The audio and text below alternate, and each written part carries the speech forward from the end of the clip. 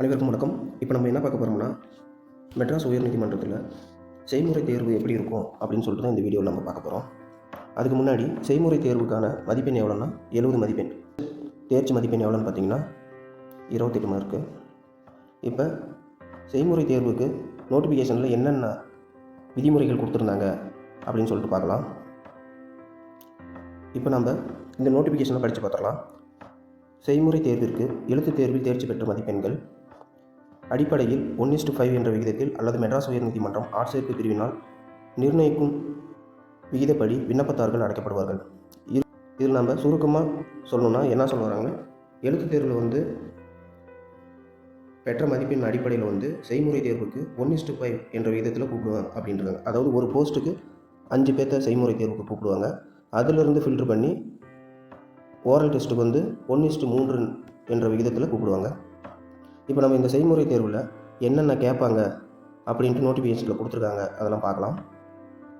வீட்டு பராமரிப்பு, சுகாதாரம், வீட்டு உபயோகப் பொருட்களை கையாளுதல், உணவு தயாரிப்பு மற்றும் பரிமாறுதல், துப்புரவு, தோட்டக்கலை உபகரணங்களை கையாளுதல் மற்றும் பராமரிப்பு செய்யும் முறைகள், நீர் பராமரிப்பு மற்றும் பாதுகாப்பு, வீடு மற்றும் அலுவலக பராமரிக்கும் அடிப்படை கொள்கைகளும் உட்பட இதர வீட்டு வேலைகள் அடிப்படையில் அவர்களின் திறனை பரிசோதிக்க அழைக்கப்படுவார்கள். ஓகே, இப்போ நம்மளுக்கு ஒரு 8 டாஸ்க்கு கொடுத்துருக்காங்க. இப்போ நம்ம ஃபஸ்ட்டு என்ன பார்க்க போகிறோம்னா, வீட்டை பராமரித்தல். இதில் என்னென்ன கேட்பாங்க அப்படின்னு பார்த்தோம்னா, வீட்டு சுத்தத்தை நிரந்தரமாக கடைபிடித்தல் ஃபஸ்ட்டு. ரெண்டாவது பெட்டு, சோஃபா இதுமாரிலாம் தூசி இருக்கிறத இந்த தூசி க்ளீன் பண்ணுற க்ளீனரை வச்சு பயன்படுத்தணும் அப்படின்ற மாதிரி சொல்கிறாங்க. மூணாவது என்ன கேட்டிருக்காங்கன்னா, மின்சார உபகரணங்களை பராமரிக்க புதுமுறை சேவை அட்டவணை வைத்திருக்கவும், தரையினை அடிக்கடி துடைத்து சுத்தம் செய்யவும். இது எல்லாமே தான் வீட்டு பராமரித்தல்.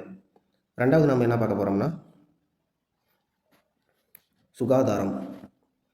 சுகாதாரத்தில் ஃபஸ்ட்டு கை கழுவும் பழக்கத்தை அடிக்கடி கடைபிடித்தல், கழிவறைகளின் சுத்தத்தை தினசரி பரிசோதிக்கவும். மூணாவது சுகாதார உபயோகப் பொருட்களை தனியாக வைத்திருங்கள். அடுத்து நம்ம என்ன பார்க்க போகிறோம்னா, வீட்டு உபயோகப் பொருட்களை கையாளுதல். அது என்ன சொல்ல வராங்கன்னு பார்க்கலாம். மின்சார சாதனங்களை பயன்படுத்தும் வழிமுறைகளுக்கு இணங்க பயன்படுத்தவும். ரெண்டாவது ஆபத்தான ரசாயன பொருட்களை குழந்தைகள் அடைய முடியாத இடத்தில் வைத்தல். இதுக்கப்புறம் 4வது டாஸ்க் என்ன கேட்டிருக்காங்கன்னா, உணவு தயாரிப்பு மற்றும் பரிமாறுதல்.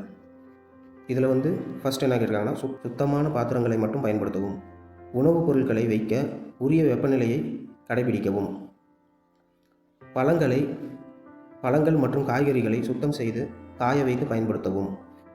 இது எல்லாமே தான் உணவு தயாரிப்பு மற்றும் பராமரிப்பில் வரும். அடுத்தது என்ன கேட்குறாங்கன்னு பார்த்தோம்னா, வீட்டு மேஜைகள், கதவுகள், ஜன்னல்கள் அடிக்கடி சுத்தம் செய்யவும், கழிவுகளை முறையாக தனியார் கழிவு பெட்டியில் சேகரிக்கவும். அடுத்து வீடு முழுவதும் நல்ல காற்றோட்டத்துடன் இருக்க வெளிவாசல் திறந்து வைக்கவும். அடுத்து நம்ம என்ன பார்க்க போகிறோம்னா, 6வது டாஸ்க் தோட்டக்கலை உபகரணங்களை கையாளுதல். தோட்ட உபகரணங்களை ஒவ்வொரு முறையும் பயன்படுத்திய பிறகு சுத்தம் செய்யவும். ரெண்டாவது இந்த காஞ்சி போன புல்லுங்களுக்கு, செடிக்கெல்லாம் தண்ணி ஊற்றணும் அப்படின்ற மாதிரி சொல்கிறாங்க. 3வது டாஸ்க் என்ன சொல்கிறாங்கன்னா, உபகரணங்களை பாதுகாக்க போதிய இடத்தில் வைத்திருக்கவும். அடுத்து 7வது டாஸ்க் என்ன சொல்ல வராங்கன்னா, நீர் பராமரிப்பு மற்றும் பாதுகாப்பு. தேவையற்ற நீர் நிரப்பி அதாவது இந்த தேவையில்லாமல் ஒரு பக்கெட்லேயோ ஒரு கப்புலேயோ தண்ணி தேங்கி நின்றுட்டுக்குது அப்படின்னா அந்த தண்ணியெல்லாம் கிளியர் பண்ணிடணும். அது இல்லாமல் வீணாகிற தண்ணியை மழைநீர் சேகரிப்பு தொட்டி இந்த மாதிரி இடத்துல சேமிக்கணும் அப்படின்ற மாதிரி சொல்கிறாங்க. அடுத்து குடிநீர் தொட்டிகளை அடிக்கடி சுத்தம் செய்து மூடி வைத்திருங்கள். மழைநீர் சேகரிப்பு முறைகளை பயன்படுத்தி நீர் சேமிக்கவும். அடுத்து ஃபைனல் டாஸ்கில் என்ன சொல்கிறாங்கன்னா, வீடு மற்றும் அலுவலக பராமரிப்பு. இதில் என்ன சொல்ல வராங்கன்னா, எலக்ட்ரானிக் சாதனங்களை முறையாக பரிசோதிக்கவும் செய்யவும். சுவர்களில் பிளவுகள் இருப்பின் உடனே சரி செய்யவும். 3வது டாஸ்க் என்ன சொல்ல வராங்கன்னா, அலுவலக அறையெல்லாம் சுத்தம் செய்கிறதுக்கு தேவையான பொருட்கள்லாம் வச்சுட்டு இருக்கணும் அப்படின்ற மாதிரி சொல்கிறாங்க. அதுக்கப்புறம் ஃபைனலாக என்ன சொல்ல வராங்கன்னா, இவை அனைத்தையும் கடைப்பிடிப்பதன் மூலம் நீண்ட கால பராமரிப்பு சுலபமாகும் அப்படின்னு. இந்த 8 டாஸ்க்கையும் கம்ப்ளீட் பண்ணிட்டோம்னாவே நம்மளுக்கு ஒரு ஐடியா வந்துடும். அதனால் தொடர்ந்து வீடியோவை பாருங்கள். நம்ம அடுத்த வீடியோவில் சந்திக்கலாம். நன்றி, வணக்கம்.